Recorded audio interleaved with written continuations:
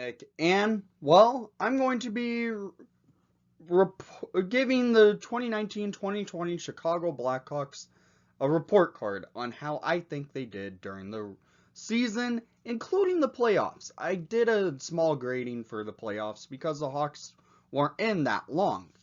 I wanted to do this video after the regular season, but this season got cut short. So the NHL made the 24-team Stanley Cup playoffs that had the qualifier, which the Hawks were the 12th seed in.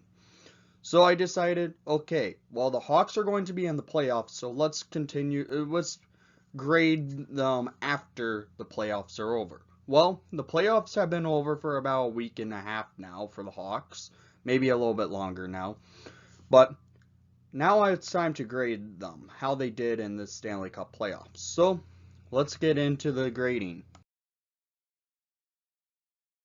Okay, on to the offense.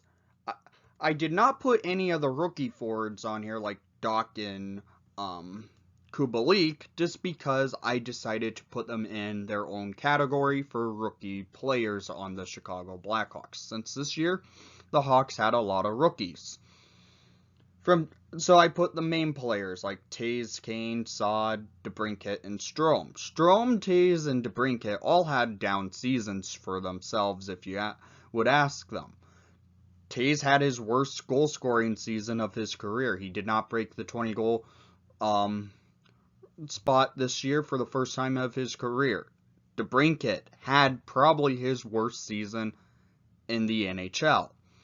Strome, he had a down season in comparison to what he had when he came to the Blackhawks in the 18-19 season after being traded to the Hawks.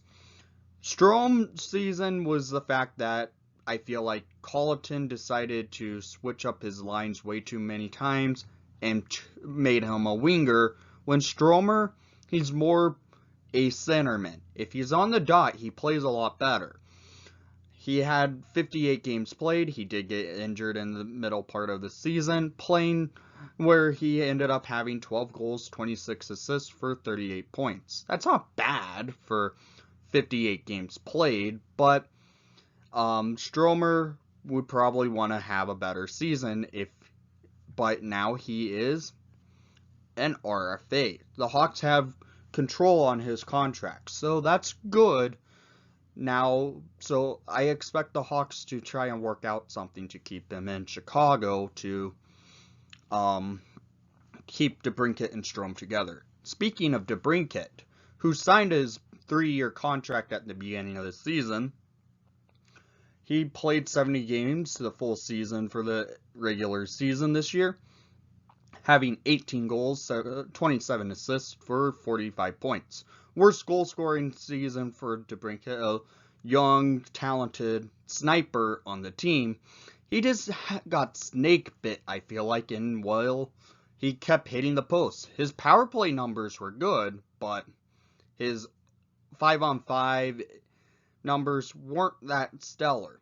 Saad, he probably had his best season since returning to the Blackhawks, playing 59 games, having an injury in the midst of the season, putting up 21 goals, 12 assists for 33 points. Kane, again, he was our all-star. He played all 70 games, having 33 goals, 51 assists for 48 points. Low down season for scoring, but he had a good season altogether. He had 14 more points to be above point per game, so that's good. Taves had his worst goal-scoring season, but he still put up the points, putting into play the full season of 70 games, 18 goals, 42 assists for 60 points on the year. Taves seemed like he had a frustrating season, though. I just have to admit that. And for the offense, my grading, I'm giving them a B-. The scoring was there, but it wasn't that good to get us out of the basement of the Central Division. Now we're on to the blue line, which, honestly, we all know it wasn't going to be the best in the NHL, and it wasn't, of course. Duncan Keith was teaching young defensemen like Adam Boqvist how to play in the NHL, and Boqvist played well with Duncan Keith. But our best defenseman this year, I would have to say it was Connor Murphy, how he would play, sacrificing his body, playing good defensive hockey. He even put up some points that would help.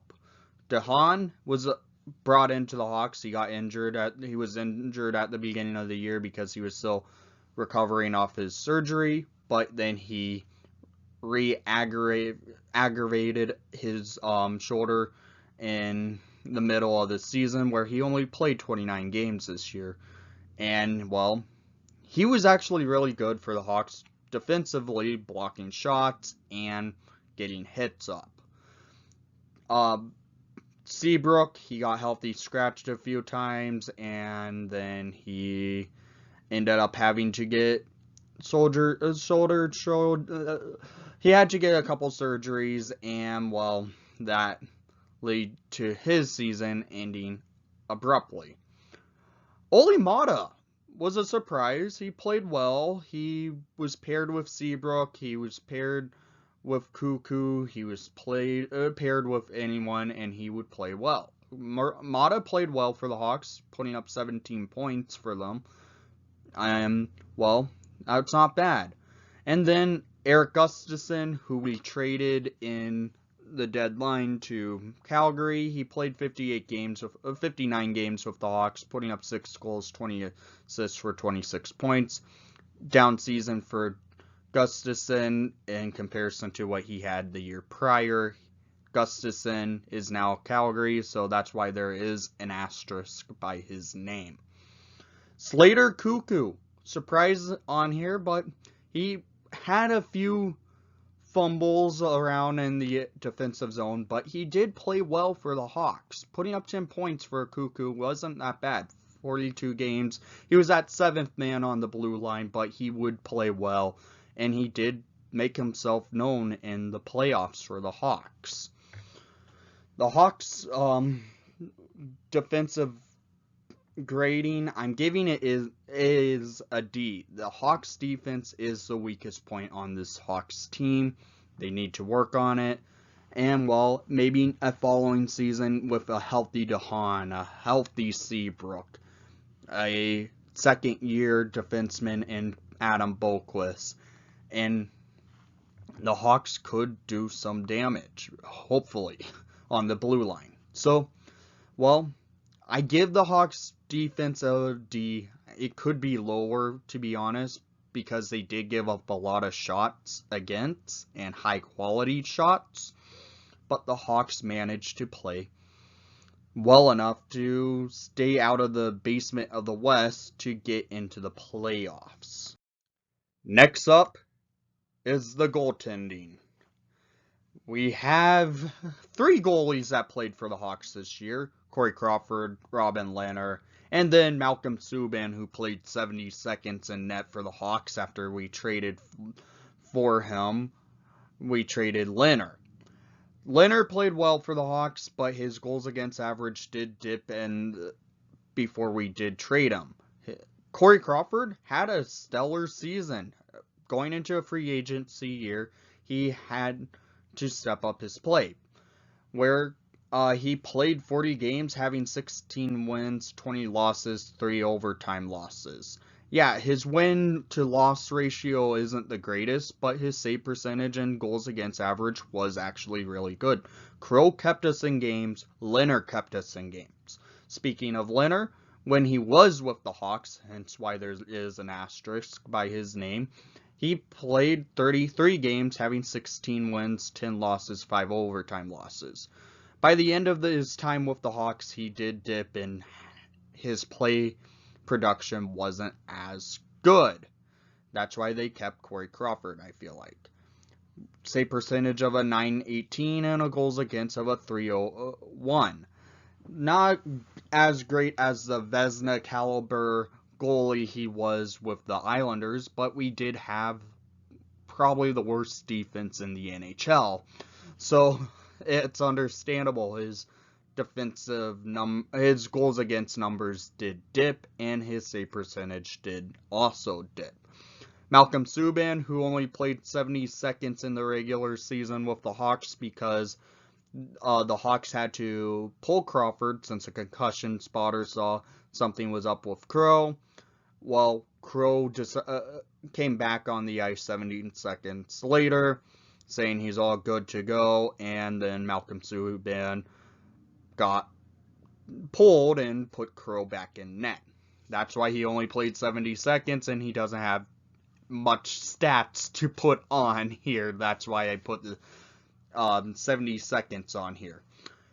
But for the Hawks goaltending, it was probably the best part of this team this year. They played well. The goaltenders did, Crow and Leonard.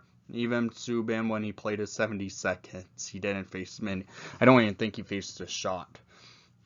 But Crow and Leonard played well. Crawford staying with the Hawks and helping the Hawks get to the playoffs, which we'll speak of Leonard again. But this was a good season for goaltending. The Hawks kept Crawford, and now they're going to have to try and keep Crow again since he is a free agent. I am giving the Hawks goaltending an A, which could have been an A+, because how well they did play, keeping us in every one of our games. So an A is well deserved for the Hawks on here, I feel like, for the goaltending. Okay, on to the rookies. The rookies had a good season all around. I have an asterisk by Nylander because I think he was considered a rookie because he only played 19 games with the Buffalo Sabres. And, well, he came into the Hawks and he played 65 games. Kirby Dach being probably the best. So far, he was the best player from the 2019 draft. And he played 64 games, having 8 goals, 15 assists for 23 points on his rookie season. That's not that bad. Where our Calder Trophy finalist, number 8, Dominic Kubalik, had a great season. He got healthy scratched twice this year, but he still put up 30 goals, 16 assists for 46 points. Kubalik was awesome. I love him. The Hawks need to keep him because he is an RFA. So that's its key to work on keeping Kubalik in a Blackhawk uniform. For our 2 defensemen that I put on here that were rookies, Boqvist and Gilbert. Boqvist played 41 games, having 4 goals, 13 assists for 17 points on the season. Boqvist had a good season for being a young defenseman in this NHL.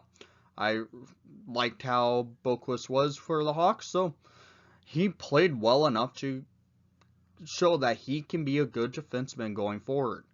He needs to work more on his defensive play, but that will come. He's working with Duncan Keith on playing in the blue line, so I expect Boqvist to start having better numbers next season on the blue line.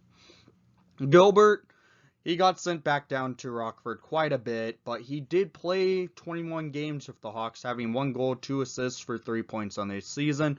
Gilbert was more of a grinder. He played to get hits, and he would not let anyone beat up his own teammates. Gilbert had a good season, even though he did spend the rest of it down in Rockford. Alex Nylander with the asterisk because I think he was still considered a rookie, but he was a rookie to the Hawks just because that was his first season as a Hawk, but he played 19 in the games before with the Sabres. Playing 65 games, he got healthy scratch 5 times this year, which is honestly surprising. I would have thought he could have been healthy scratched a little bit more. He put up 10 goals, 16 assists for 23 points on this season. Nylander came to the Hawks for Jokiharju. Jokiharju is now in Buffalo, and his numbers dipped because they don't know how to develop players, in my opinion, and the Hawks do. Nylander played well for the Hawks. He just loses the puck way too much. He needs to work on his puck handling and keeping the Hawks on an attack. Well, he put up 26 points, being paired with Patrick Kane kind of helps a lot, and even Jonathan Toews. So 26 points for Nylander's not that bad. You'll see how I graded these rookies. I gave them an A just because I feel like the rookies, it was a good season for the rookies on the Hawks this year, playing good offensive game. Working on their defense a little bit is needed, but that comes throughout themselves getting into this game. He's only 19. Boquist turned 20 in the playoffs. The Hawks have a young, talented team going forward for them. I like this future coming with this team. So, it was a good all-around rookie season for the Hawks. So, that's why they have an A on their grading. Now, we get into the special teams. We're starting off with the power play, which was horrible in the NHL. Hence why I already put up the grade. I gave them an F. You can understand why. I just honestly think the power play was horrendous. They need to work on it going into the next season. The power play was ranked 28th in the NHL, only having 33 goals on the power play. Power play worked 15.2% of the time. Was not good for the power play. Hawks power play the year prior was in the top 10. And well, they dipped all the way down to 28th. The power play was horrendous. They could not get those breakouts going because Colleton likes to set up with the push and back entry, which does not work really well. And well, it got so predictable, the Hawks started where they could not get any goal scoring on the power play to help them out. So the power play gets an F, and it's well understanding to give it an F how bad it was. That's why I showed the grade before I even talk about it, really. But for power play, they need to work on that going into the following season. When you have Kane, Toews, DeBrincat on a power play, you should be scoring most of the time. Well, they couldn't. The Hawks got snake bit offensively with DeBrincat and Toews, but when you have a player like Kane, you should be scoring. Kubalik got entered into the power play. It started doing a lot better. DeBrincat had the most power play goals on the team, but still, it was not enough to help make this a better grade. The power play was horrendous, and that's why it's ranked as an F. Okay, now we go to the penalty kill, which honestly was a lot better. It was ranked 9th in the NHL. It was tied for 9th, that is. Well, tied for 8th. It worked 82.13% of the time, which is good. Good penalty kill numbers. Shorthanded goals scored. They scored 6. That's not bad. Saad played the PK. Toews played the PK. David Camp was awesome on the PK. Anyone on the PK this year, they were playing well, keeping the Hawks in their game, and not letting goals pass them. They did let some in, but it wasn't that bad to affect them in the games. But I'm giving the penalty kill a B+, just because I thought it could have been a little bit better, even though they did play good enough to be in the top 10 in the NHL for the penalty kill. I think a B+ makes sense here because the defense wasn't the greatest. It did let in a lot of high-quality chances on the penalty kill, which is understandable because you're a man short or sometimes 2 men short.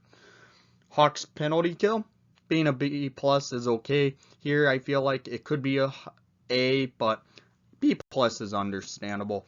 So I gave this PK a B+, even though it was ranked number 9 in the NHL.